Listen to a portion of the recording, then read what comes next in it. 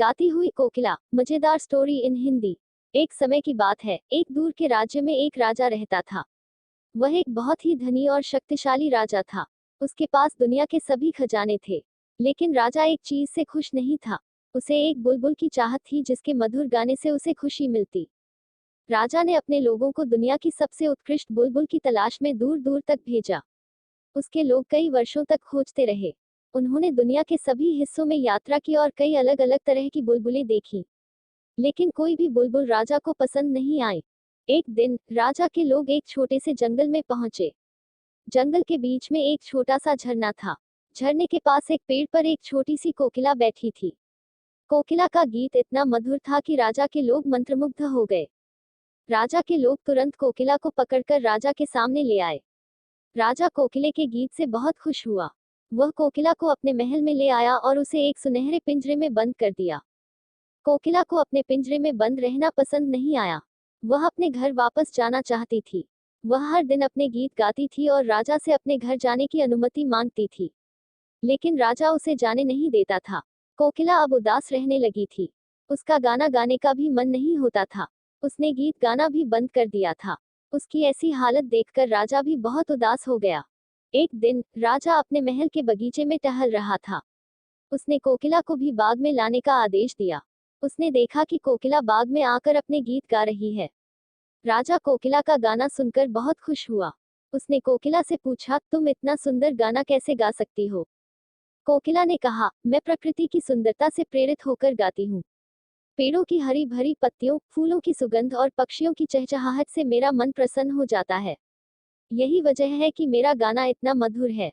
राजा को कोकिला की बातें सुनकर बहुत अच्छा लगा। उसने कोकिले को पिंजरे से मुक्त कर दिया और उसे जंगल में वापस भेज दिया। कोकिला बहुत खुश हुई और वह अपने घर वापस चली गई।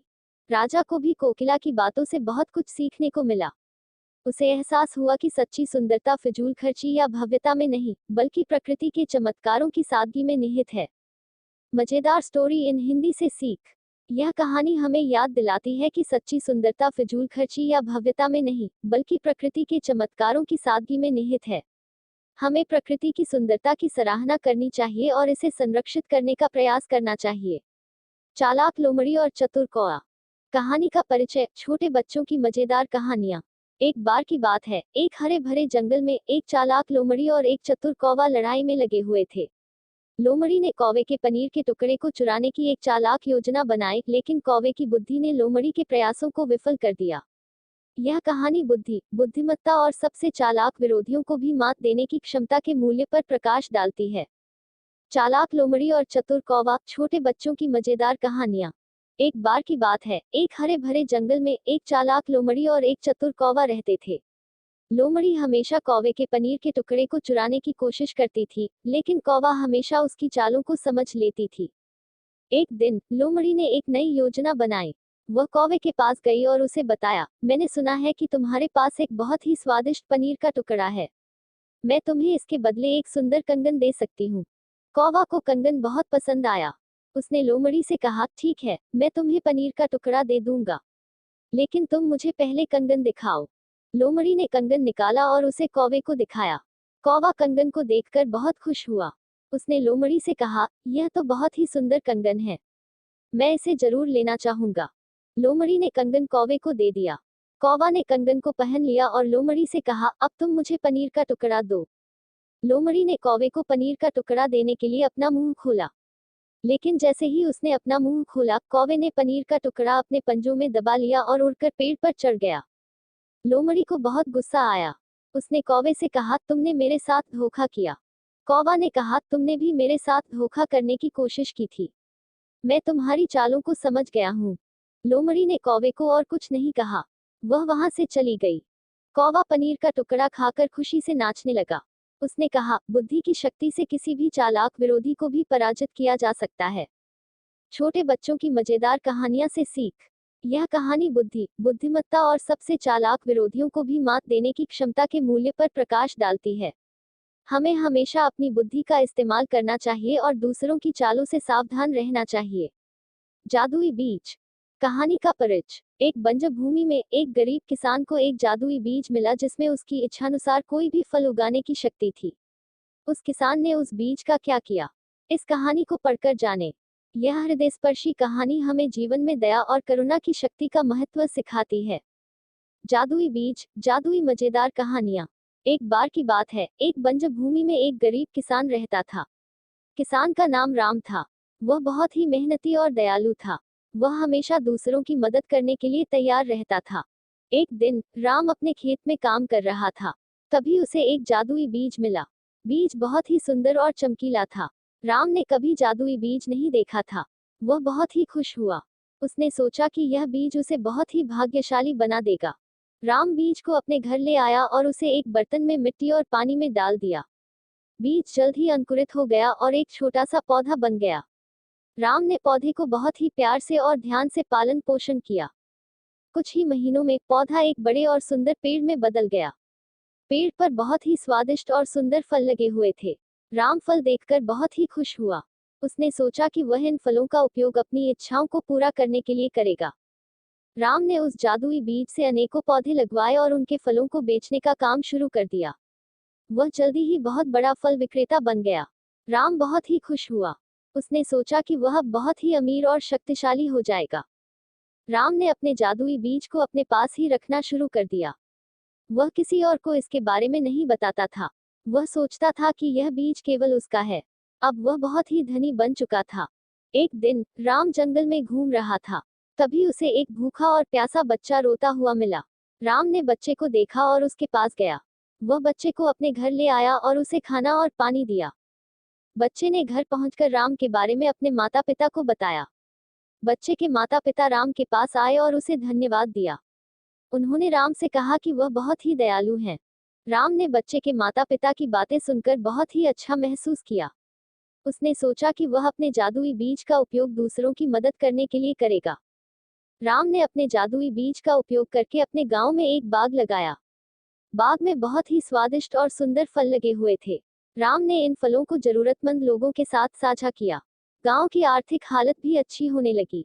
राम के दयालु कार्य से गांव में खुशहाली फैल गई। लोग राम को बहुत ही प्यार करने लगे। राम को भी अपने कार्यों से बहुत ही खुशी मिलती थी। एक दिन राम एक ऋषि से मिला। ऋषि ने राम को कहा, तुम एक महान व्यक्ति हो। तुमने अपने दयालु कार्यों से दुनिया को बदल दिया है। राम ऋषि की बातों से बहुत ही खुश हुआ। उसने सोचा कि वह अपने जीवन में हमेशा दूसरों की मदद करता रहेगा। जादुई मजेदार कहानियां से सीख। यह कहानी हमें दया और करुणा की शक्ति सिखाती है। दया और करुणा से हम दुनिया को एक बेहतर जगह बना सकते हैं। हमें हमेशा दूसरों की मदद करने के लिए तैयार रहना चाहिए। बात करने वाले पेड़। कहानी का परिचय। एक घने जंगल में पेड़ों में एक दूसरे के साथ संवाद या बात करने की क्षमता थी। एक दिन एक भयानक तूफान ने उनके अस्तित्व को खतरे में डाल दिया। अपनी एकता की शक्ति को महसूस करते हुए पेड़ ऊंचे खड़े हो गए और एक अटूट बंधन बना लिया, जो एक दूसरे की रक्षा कर रहे थे। यह कहानी हमें याद दिलाती है कि विपरीत परिस्थितियों में एकता और सहयोग जरूरी है और साथ मिलकर हम किसी भी चुनौती पर काबू पा सकते हैं। बात करने वाले पेड़। शिक्षाप्रद मजेदार कहानियां। एक बार की बात है, एक घने जंगल में पेड़ों में एक दूसरे के साथ संवाद करने अर्थात बात करने की क्षमता थी। वे अपने विचारों और भावनाओं को एक दूसरे के साथ साझा कर सकते थे। पेड़ एक दूसरे के साथ बहुत ही अच्छे दोस्त थे। वे एक साथ खेलते थे, एक साथ गाते थे और एक साथ खुश होते थे। एक दिन एक भयानक तूफान आया। तूफान बहुत ही शक्तिशाली था। हवा बहुत तेज चल रही थी और बारिश बहुत जोर से हो रही थी। पेड़ तूफान से बहुत डर गए। उन्होंने एक दूसरे से कहा, हम तूफान से कैसे बचेंगे? एक बुद्धिमान पेड़ ने कहा, हमें एकजुट होना होगा। अगर हम एक साथ खड़े रहेंगे तो हम तूफान से बच सकते हैं। पेड़ों ने बुद्धिमान पेड़ की बात मानी। वे एक साथ खड़े हो गए और एक अटूट बंधन बना लिया। तूफान के प्रकोप ने पेड़ों को हिलाना शुरू कर दिया, लेकिन पेड़ एक दूसरे को कसकर पकड़कर खड़े रहे।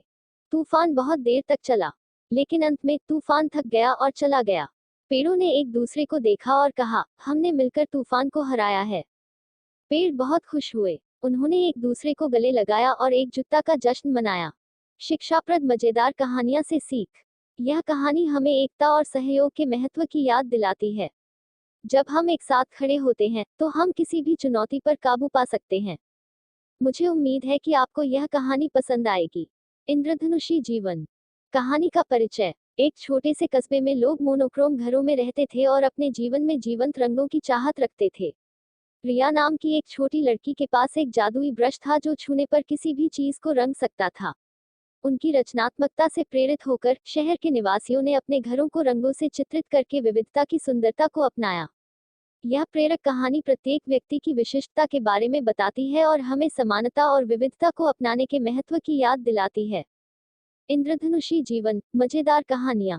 एक बार की बात है, एक छोटे से कस्बे में लोग मोनोक्रोम घरों में रहते थे। सभी घर सफेद, भूरे या काले रंग के थे। लोग अपने जीवन में जीवंत रंगों की चाहत रखते थे। रिया नाम की एक छोटी लड़की के पास एक जादुई ब्रश था जो छूने पर किसी भी चीज को रंग सकता था। रिया बहुत ही रचनात्मक थी।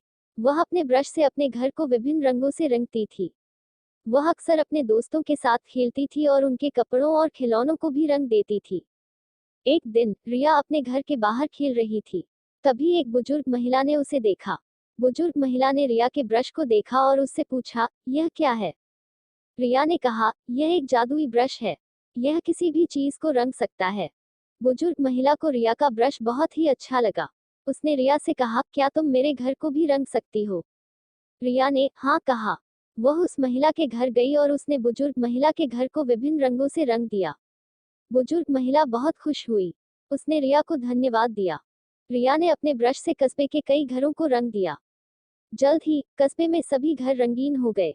कस्बे का नया रूप बहुत ही सुंदर था। कस्बे के लोग रिया की रचनात्मकता से बहुत प्रभावित हुए। उन्होंने फैसला किया कि वे अपने जीवन में विविधता की सुंदरता को अपनाएंगे। उन्होंने अपने घरों को विभिन्न रंगों से रंगना शुरू कर दिया। कस्बे में जल्द ही एक नया माहौल बन गया। लोग एक दूसरे से अधिक घुलने मिलने लगे। वे एक दूसरे की विविधता का सम्मान करने लगे। एक दिन कस्बे में एक त्योहार मनाया जा रहा था। त्योहार के लिए सभी लोगों ने अपने घरों को विशेष रूप से सजाया था।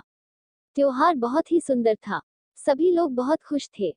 रिया ने भी त्योहार के लिए अपने घर को सजाया था। उसने अपने घर को इंद्रधनुष के रंगों से रंगा था। रिया का घर त्योहार में सबसे सुंदर घर था। रिया के घर को देखकर सभी लोग बहुत प्रभावित हुए। उन्होंने कहा, रिया के घर में इंद्रधनुष की तरह रंग हैं। यह घर विविधता की सुंदरता का प्रतीक है। रिया बहुत खुश हुई। उसने सोचा कि वह अपने जादुई ब्रश का उपयोग करके दुनिया को एक बेहतर जगह बना सकती है। मजेदार कहानियां से सीख। यह कहानी हमें रंगों की विविधता को अपनाने के महत्व की याद दिलाती है। प्रत्येक व्यक्ति की विशिष्टता है और हमें एक दूसरे की विविधता का सम्मान करना चाहिए। खोया हुआ कंपास। कहानी का परिचय। अर्जुन नाम का एक बहादुर युवा खोजकर्ता एक खोए हुए खजाने को खोजने के लिए एक खतरनाक अभियान पर निकला। अपनी यात्रा के दौरान उसका कंपास खो गया, जिससे वह दिशाहीन हो गया। कंपास के बिना उसके पास अपने घर का रास्ता खोजने के लिए अपनी प्रवृत्ति और आंतरिक शक्ति पर भरोसा करने के अलावा कोई विकल्प नहीं था। यह मनोरंजक कहानी लचीलेपन और आत्मविश्वास की शक्ति को उजागर करती है। हमें दिखाती है कि कभी-कभी हमारी सबसे बड़ी ताकत हमारे भीतर ही निहित होती है। खोया हुआ कंपास। एक बार की बात है, एक बहादुर युवा खोजकर्ता अर्जुन था। वह एक खोए हुए खजाने की खोज में एक खतरनाक अभियान पर निकला था। अर्जुन एक कुशल खोजकर्ता था और वह अपने कौशल पर भरोसा करता था। अपनी यात्रा के दौरान अर्जुन एक जंगल से गुजरा। जंगल घना और अंधेरा था और अर्जुन को रास्ता खोजने में मुश्किल हो रही थी। तभी अंधेरे में पेड़ से उसका हाथ टकराया और उसका कंपास खो गया। अर्जुन बहुत परेशान हुआ। उसे पता था कि बिना कंपास के वह अपने घर का रास्ता खोजने में असमर्थ होगा। उसने सोचा कि वह क्या करेगा। अर्जुन ने अपने दिमाग में सोचा। उसने याद किया कि उसने एक बार एक बुजुर्ग व्यक्ति से एक कहानी सुनी थी। कहानी एक खोजकर्ता के बारे में थी जो अपने कंपास को खो देता है। खोजकर्ता को अपने घर का रास्ता खोजने के लिए अपनी प्रवृत्ति और आंतरिक शक्ति पर भरोसा करना पड़ता है। अर्जुन ने फैसला किया कि वह उस बुजुर्ग व्यक्ति की कहानी का पालन करेगा। अर्जुन जंगल में आगे बढ़ा। वह पेड़ों और झाड़ियों के बीच अपना रास्ता खोजने की कोशिश कर रहा था। वह थक गया था और भूखा था, लेकिन उसने हार नहीं मानी। आखिरकार अर्जुन को एक नदी दिखाई दी। वह नदी के किनारे बैठ गया और वहां आराम किया। उसने नदी के पानी को देखा। अर्जुन ने महसूस किया कि वह अपने भीतर एक ताकत महसूस कर रहा है। वह महसूस कर रहा था कि वह किसी भी चुनौती का सामना कर सकता है। अर्जुन नदी से बाहर निकला और अपनी यात्रा जारी रखी। वह जंगल से बाहर निकल गया और एक खुले मैदान में आ गया। मैदान में एक छोटा सा गांव था। अर्जुन गांव में गया और एक बुजुर्ग व्यक्ति से मिला। उसने बुजुर्ग व्यक्ति को अपनी कहानी सुनाई। बुजुर्ग व्यक्ति ने अर्जुन को कहा, तुमने बहुत अच्छा किया जो तुमने खुद पर भरोसा किया। यही जीत की कुंजी है। अर्जुन बुजुर्ग व्यक्ति से मिलकर बहुत खुश हुआ। उसने महसूस किया कि उसने कुछ महत्वपूर्ण सीखा है। अर्जुन गांव में रुका और कुछ दिन आराम किया। फिर वह अपने घर के लिए निकल पड़ा। अर्जुन अपनी यात्रा के बाकी हिस्सों को आसानी से पूरा कर पाया। वह अपने घर वापस आ गया और अपने परिवार और दोस्तों से मिला। अर्जुन ने अपनी कहानी सभी को सुनाई। उसने उन्हें बताया कि कैसे उसने अपने भीतर की ताकत को खोजा। अर्जुन की कहानी हमें सिखाती है कि हमें कभी हार नहीं माननी चाहिए। हमें हमेशा खुद पर भरोसा करना चाहिए। यही जीत की कुंजी है। हथिनी और चींटी, रोचक कहानी।